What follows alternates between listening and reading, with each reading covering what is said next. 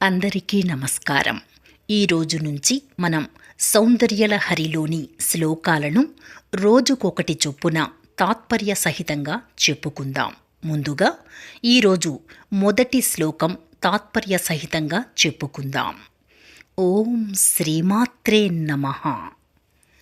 హ్రీంకారాసనగర్భితానలసిఖాం సౌః క్లీం కళాం బిభ్రతీం సౌవర్ణాంబరధారిణీం వరసుధాధౌతాం త్రినేత్రోజ్వలాం వందే పుస్తకపాశమంకుశధరాం స్రగ్భూషితాముజ్వలాం త్వాం గౌరీం త్రిపురాం పరాత్పరకళాం శ్రీచక్రసంచారిణీం.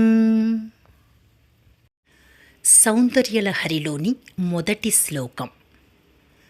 శివః శక్త్యా యుక్తో యది భవతి శక్తః ప్రభవితుం న చేదేవం దేవో న ఖలు కుశలః స్పందితుమపి అతస్త్వామారాధ్యాం హరిహర విరించాదిభిరపి ప్రణంతుం స్తోతుం వా కథమకృత పుణ్యః ప్రభవతి. ఈ శ్లోకం యొక్క అర్థం ఏమిటంటే, అమ్మా ఓ పరమేశ్వరి, సర్వమంగళకారకుడైన శివుడు కూడా జగన్నిర్మాణ శక్తివైన నీతో కూడితేనే కాని ఈ జగత్తులను నిర్మించలేడు. నీతో కలువకపోయినట్లయితే అతడు కదలటానికి కూడా శక్తి లేనివాడవుతాడు.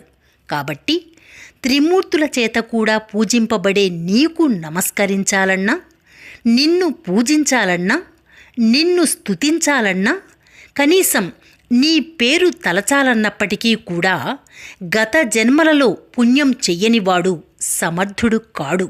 అంటే పూర్వజన్మ సుకృతం లేనిదే నిన్ను అర్చించటం కాదు కదా, కనీసం నీ పేరు తలచటానికి కూడా అర్హత ఉండదు అని ఈ మొదటి శ్లోకం యొక్క అర్థం. రేపు రెండవ శ్లోకం గురించి తెలుసుకుందాం. శ్రీమాత్రే నమః.